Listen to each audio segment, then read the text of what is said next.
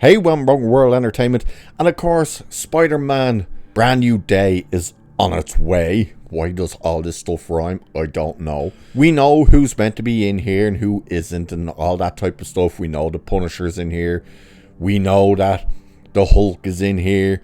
And of course, the big question was, Sadie Sink. Who the hell is Sadie Sink playing? And of course, there's been a crap ton of the AI images online to try and say, oh, this is who she's playing. And they were AI images. However, we now know who she's actually playing. So this will contain a spoiler for this movie. So if you don't want to know, cheers for being here this long and toodaloos, I suppose. But it's, you know, it's not a well-kept secret. It's pretty obvious.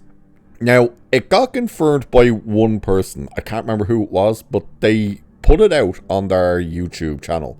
Or they tweeted it out or something. They quickly deleted it. But it has since been confirmed by Nerdrotic as well. He has reached out to someone he knows that's around these movies, and they've confirmed, yeah, it was real. That's who she's playing and stuff. We also have what we're going to get with Hulk in this. So again, this is spoilers. So if you don't want to know anything, cheers, toodaloo, catch you in the next one. If you don't really care or you already know, well, let's crack into this, because yeah, it's confirmed now that Sadie Sink is playing Jean Grey. So she will be the first MCU X-Men introduced. And that's important because we're not talking about the Fox versions of these characters. We're talking about Kevin Feige's versions of these characters. So it's saying another major voice is backing the Jean Grey rumor. YouTuber Nerdrotic now says Sadie Sink is indeed playing Jean Grey in Spider-Man Brand New Day, stating plainly that it is true, because of course this comes from the other tweet that was put out that got deleted saying she's playing Jean Grey.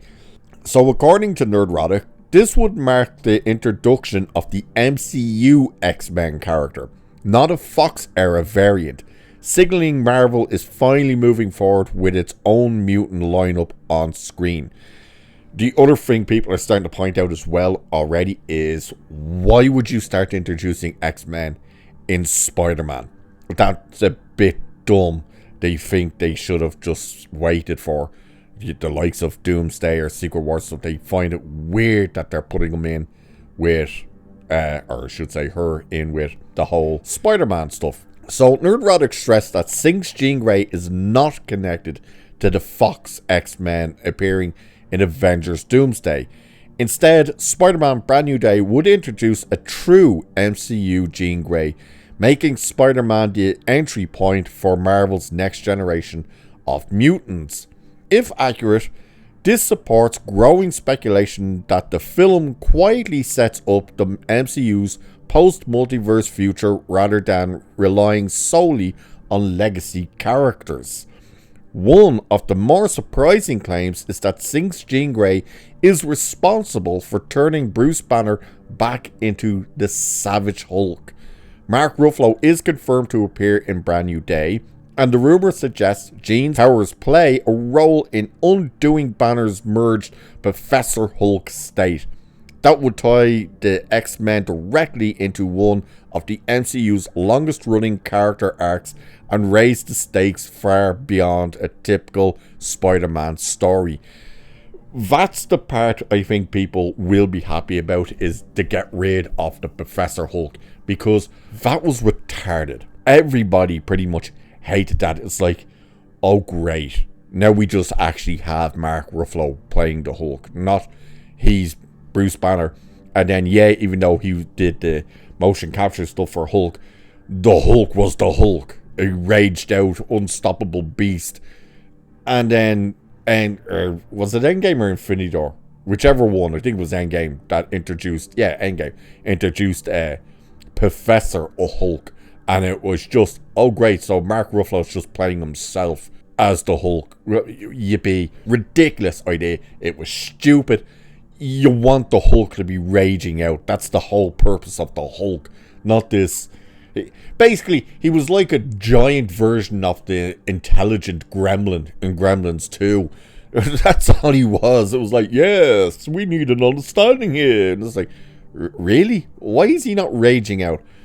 Either way, Nerdrotic also echoes a growing theory tied to Avengers Secret Wars.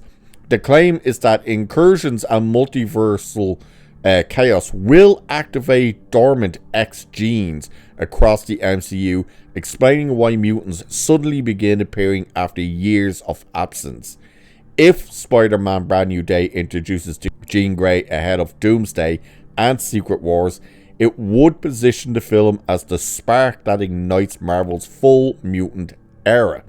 So, yeah, the question then is, what way are they going to introduce the mutants? Now, technically, and this is the thing, technically they have already introduced their first MCU mutant, which was Ms. Marvel, because they changed her whole origin story and what she is in the comics and everything to make it, oh, she's a mutant. She's actually a mutant. And of course, she's referred to, I believe she was referred to in the Ms. Marvel series as a mutant.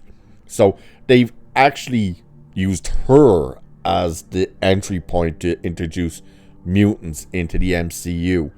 Of course, the mutants we are going to get introduced to in Doomsday are the Fox mutants. There's no if, buts, ands, you know. Except, of course, for Gambit.